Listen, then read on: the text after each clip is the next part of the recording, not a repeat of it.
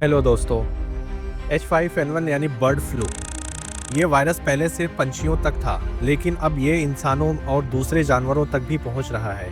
Global virus network ने भी इसके बारे में वार्निंग दी है।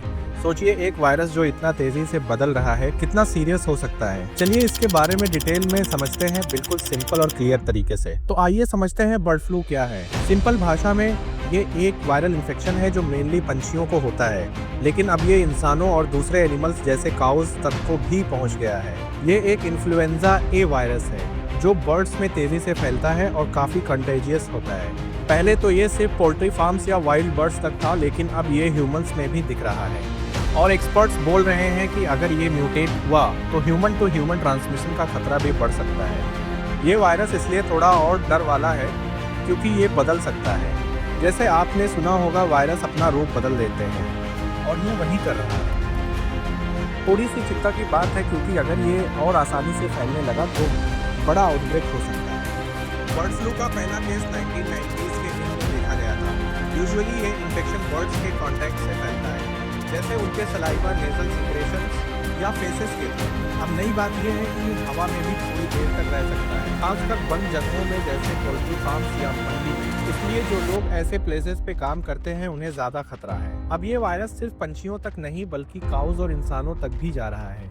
इसके जेनेटिक चेंजेस की वजह से ये और डेंजरस हो सकता है और ये एक स्पीशीज से दूसरी स्पीशीज तक जंप कर सकता है। ये बात एक्सपर्ट के लिए चिंता का विषय है। चलिए अब थोड़ा और डिटेल में जानते हैं।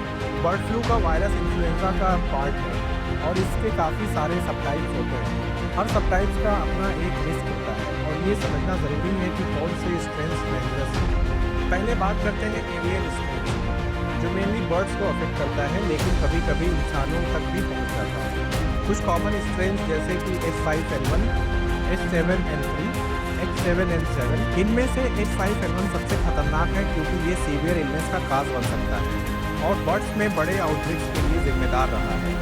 अब बात करते हैं बर्ड फ्लू के सिम्टम्स की। बर्ड फ्लू के सिम्टम्स थोड़ी सी नॉर्मल फ्लू जैसी होती है, लेकिन अगर आप पोल्ट्री फार्म में काम करते हैं या इन्फेक्टेड बर्ड्स के कांटेक्ट में आए हैं तो ये सीरियस हो सकते हैं। चलिए एक एक करके देखते हैं। तेज़ बुखार होना, ये सबसे पहला साइन है। अगर आपको अचानक तेज़ बुखार हो या 104 फ़ारेनहाइट से ज़्यादा हो तो ये चिंता की बात है। आइए जानते हैं इस केस में क्या करें।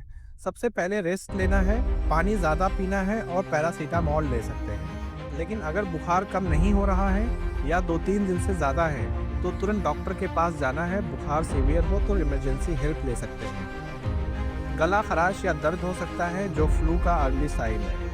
इस केस में क्या कर सकते हैं, गर्म पानी में नमक डाल के गार्गल कर सकते हैं। अदरक वाली चाय या हनी की हेल्प भी ले सकते हैं। अगर गला स्वेल हो जाए या दर्द ज़्यादा हो तो डॉक्टर से मिल सकते हैं। सिर दर्द, बर्ड फ्लू में हेडेक भी कॉमन है और थोड़ी थकान सी फील हो सकती है। इस केस में पैरासीटामोल ले सकते हैं और पानी ज़्यादा पीना चाहिए। अगर नोजिया या वोमिटिंग भी साथ में हो तो डॉक्टर से सलाह लेनी चाहिए। बदन दर्द, बदन या जोड़ों का दर्द, पूरे बदन में दर्द या थकान हो सकती है। इस केस में गर्म पानी से नहाना चाहिए और पेन रिलीफ मेडिसिन भी लेनी चाहिए। अगर दर्द रेस्ट के बाद भी नहीं जाए तो डॉक्टर के पास जाना चाहिए। खांसी आना या नाक बंद होना, इन सिम्टम्स में खांसी का आना और नाक बंद होना भी शामिल है। अगर नाक बंद हो रही है तो स्टीम ले सकते हैं या नेजल स्प्रे यूज़ कर सकते हैं। अगर ये ज़्यादा दिन तक रहे या सांस लेने में प्रॉब्लम हो तो डॉक्टर से संपर्क करना चाहिए। दोस्तों, ये सिम्टम्स नॉर्मल फ्लू जैसे लगते हैं, लेकिन अगर आपको लगता है कि ये बढ़ रहे हैं या आप पोल्ट्री के कॉन्ट्रैक्ट में हो तो देर मत करिए। डॉक्टर से जल्दी चेकअप करवाइए क्योंकि बर्ड फ्लू सीरियस हो सकता है, जैसे निमोनिया या सांस की दिक्कत जैसी प्रॉब्लम हो सकती है। अब आइए जानते हैं कि ये वायरस फैलता कैसे है। सबसे ज़्यादा ये इन्फेक्टेड बर्ड्स के डायरेक्ट कॉन्टैक्ट से होता है।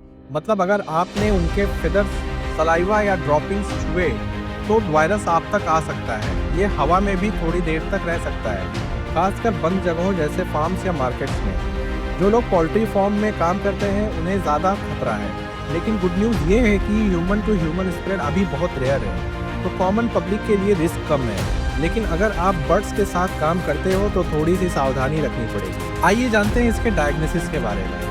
अगर आपको लगता है कि आपको बर्ड फ्लू हो सकता है तो डॉक्टर क्या करेगा? वो आपके थ्रोट या नोज का स्वैब लेगा और उसे लैब में टेस्ट किया जाएगा।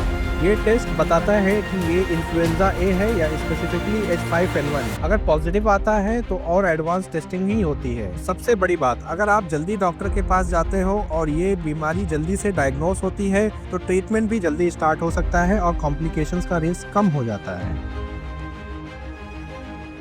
अगर बर्ड फ्लू कंफर्म हो जाता है तो घबराने की ज़रूरत नहीं है। इसके लिए मेडिसिन हैं, जैसे ओसेल्टामिविर, जिसे टेमीफ्लू भी बोलते हैं।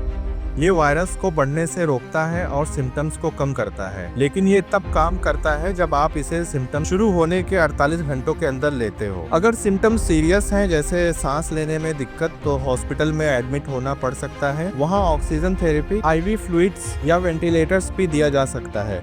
इसलिए जल्दी से जल्दी डॉक्टर के पास जाना बहुत जरूरी है। अब इससे बचने के लिए और क्या कर सकते हैं, आइए जानते हैं। चिकन और एग्स अच्छे से पकाना चाहिए। वायरस कुकिंग में मर जाता है तो रॉ या हाफ कुक पोल्ट्री मत खाओ। हाथ धुलना, बर्ड्स या उनके प्रोडक्ट्स को छूने के बाद 20 सेकंड तक सोप से हाथ धुलना चाहिए। मास्क और ग्लव्स का इस्तेमाल। अगर पोल्ट्री फार्म में जाते हो तो प्रोटेक्टिव गियर पहनना चाहिए। बीमार बर्ड से दूर रहो। अगर कोई बर्ड मरा हुआ है या बीमार दिखे तो उसे छूने की गलती मत करिए। लोकल अथॉरिटीज को इन्फॉर्म करिए। सीजनल फ्लू का वैक्सीन लेना चाहिए, ये थोड़ी इम्यूनिटी दे सकते हैं। तो दोस्तों, आज हमने बर्ड फ्लू के बारे में काफ़ी कुछ सीखा। इसके सिम्टम्स कैसे फैलते हैं और कैसे इससे बच सकते हैं, ये सब जानकर आप अपने और अपने परिवार के हेल्थ को प्रोटेक्ट कर सकते हैं। अवेयरनेस ही सबसे बड़ा वेपन है।